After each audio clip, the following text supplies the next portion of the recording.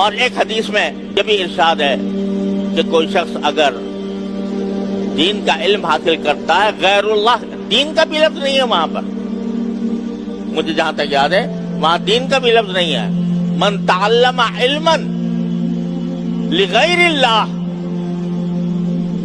کوئی بھی علم اگر اللہ کے سوا کسی اور اللہ کی رضا کے سوا کسی اور مقصد سے حاصل کرنے والا ہو کوئی شخص علم کا، من تعلم علما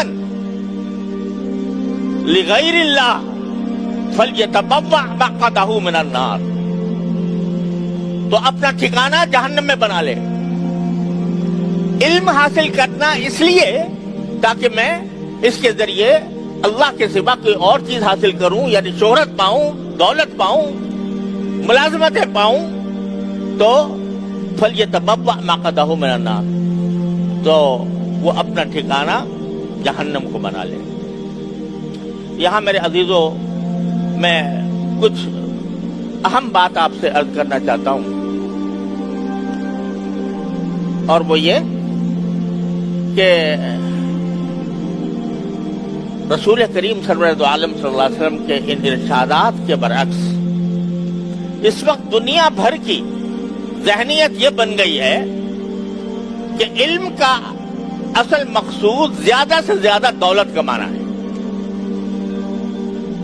جتنے تعلیمی ادارے اس وقت علاوہ ہمارے ان دینی مدارس کے جتنے تعلیمی ادارے دنیا بھر میں قائم ہیں، صرف ہمارے ملک میں نہیں دنیا بھر میں، وہاں تعلیم طلبہ حاصل کر رہے ہیں۔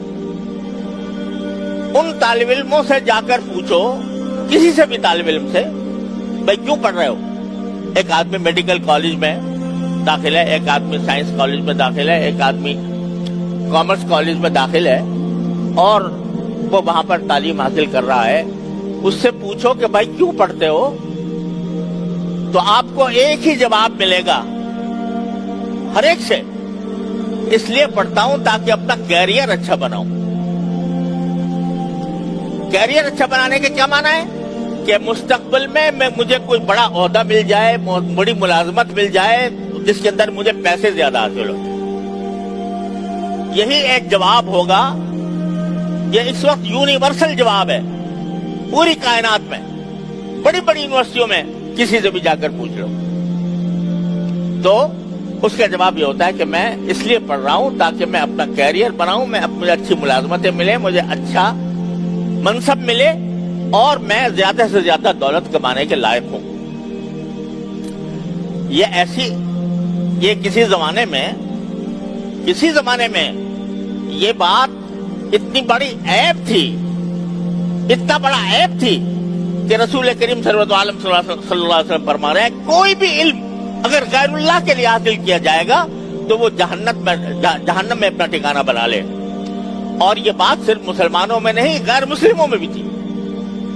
غیر مسلم لوگ جو بڑے بڑے سائنسدان جو گزرے ہیں اور جو بڑے بڑے موجد گزرے ہیں، انہوں نے سائنس کے اندر جو اپنی ایجادات کی ہیں یا ترقیاں کی ہیں، وہ ان کے اگر حالات پڑھو تو انہوں نے بعض اوقات فقر و فاقے میں زندگی گزاری، لیکن ان کے پیش نظر پیسہ کمانا نہیں تھا، بلکہ ان کا پیش نظر خدمت تھی۔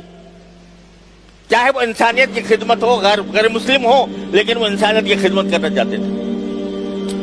یہ کارل مارکس جس کی ساری دنیا میں سوشلزم کا نظریہ ساری دنیا میں پھیلا، تو وہ کتنا ہی غلط نظریہ تھا، کتنا ہی خراب نظریہ تھا، کتنا ہی باطل نظریہ تھا، لیکن اس نے جو علم حاصل کیا، معاشیات کا علم جو حاصل کیا، وہ اس طرح حاصل کیا کہ یہ فقر و فاقے کی زندگی گزاری ہے اس نے،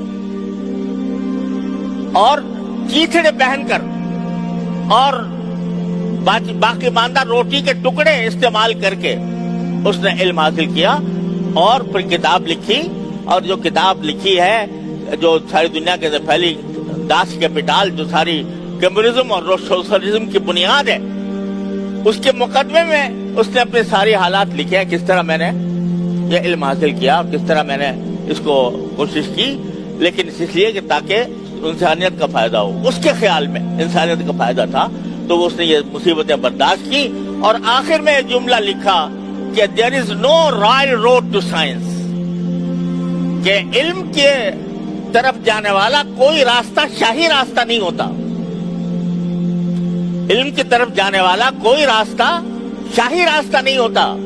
ایسا نہیں ہوتا کہ آپ کے لیے قالین بچھائے جائیں، سرخ قالین آپ کے استقبال کے لیے، اور پھر علم آ کر آپ کی گود میں پڑ جائے. کوئی راستہ شاہی. تو پہلے زمانے میں غیر مسلم بھی یہ بات عیب سمجھتے تھے کہ ہم اب علم دنیا کے لیے حاصل، اس کام کے لیے حاصل کریں کہ ہم پیسے زیادہ کمائیں، بلکہ ان کا مقصد خدمت ہوا کرتا تھا، چاہے مسلمان ہو یا غیر مسلم. لیکن آج یہ فیشن بن گیا اور کوئی تعلیمی ادارہ، کالج، یونیورسٹی، کسی جگہ چلے جاؤ، مقصود اصلی صرف کیا ہے؟ پیسہ کمانا. جب پیسہ کمانا ہے تو اس میں اس سے کوئی بحث نہیں ہے کہ اس علم، میرے علم کے ذریعے لوگوں کا فائدہ پہنچے، لوگوں کو کہ میں خدمت کروں، میں اپنے ملک کا مستقبل روشن کروں، اس طرف کوئی دھیان نہیں. لہذا اگر وہ تو ایک بکاؤ مال ہے، جب پیسے کے لیے کر رہا ہے تو بکاؤ مال ہے. اس کو اگر یہاں پیسے اچھے مل رہے ہیں تو یہاں کرے گا، اس کو اگر برطانیہ میں مل رہے ہیں برطانیہ میں جا کے خدمت کرے گا، اس کو اگر امریکہ میں پیسے زیادہ مل رہے ہیں امریکہ میں جا کے خدمت کرے گا. اپنے ملک کی کیوں خدمت کرے گا؟ اس واسطے کہ پیش نظر پیسہ ہے. وہ پیسہ یہاں نہیں ملتا اتنا زیادہ، وہاں ملتا ہے. یہ ایک فیشن بن گیا ہے پورا، اور اس درجہ بن گیا کہ آج جب ہم یہ کہتے ہیں اپنے مدارس دینیہ کے بارے میں کہ بھائی ہم تو پیسوں کے خاطر نہیں پڑھتے ہیں، ہم اللہ کے لیے پڑھتے ہیں، ہم اللہ تبارک و تعالیٰ کے دین کو حاصل کرنے کے لیے، اس پر عمل کرنے کے لیے، اس کی خدمت کرنے کے لیے پڑھتے ہیں، تو اس کو عیب سمجھا جانے لگا، اس کو عیب سمجھا جانے لگا. ارے بھائی یہ دیکھو، یہ مولوی ملا جو یہاں پر مدرسوں کے اندر تعلیم حاصل کر رہے ہیں، یہ جب فارغ ہوتے ہیں تو ان کا کوئی ٹھکانہ نہیں، ان کو نہ کوئی اچھی ملازمت ملتی ہے، نہ ان کا معاشی طور پر استحکام ان کے اندر پیدا ہوتا ہے.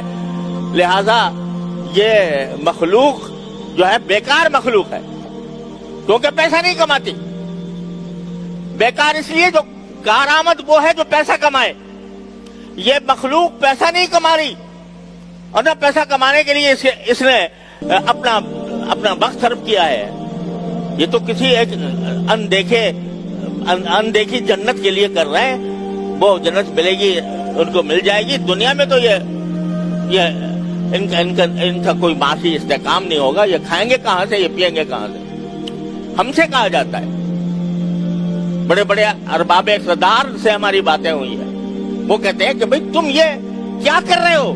ان طلباء کے ساتھ دشمنی کر رہے ہو کہ ان کو تم ایسے علوم نہیں پڑھاتے، ایسے علوم نہیں سکھاتے جس کی وجہ سے ان کی تنخواہیں بڑھیں، یہ جا کے سرکاری ملازمتوں میں حصہ لیں، اور یہ جا کر کوئی سی ایس پی آفیسر بن جائے، کوئی بیوروکریٹ بن جائے، کوئی یونیورسٹی کے اندر اعلیٰ درجے کا پروفیسر بن جائے، وغیرہ وغیرہ، کوئی ڈاکٹر بن جائے، کوئی انجینئر بن جائے. ہم کہتے ہیں بھائی خدا کے لیے ہمیں اپنے حال پر رہنے دو. ہم یہ کام جو ہے اس لیے نہیں کر رہے کہ ان کو جا کے ڈگریاں ملیں اور یہ ڈگریاں لے کر اور بڑی ملازمتوں کے اندر حصے دار ہوں. تو سمجھ میں نہیں آتی ان کے بات. یہ کیسے ہو سکتا ہے کوئی علم حاصل کرے اور اس کے پیش نظر پیسہ نہ ہو؟ یہ ہو کیسے سکتا ہے؟ ان کی سمجھ میں بات نہیں آتی.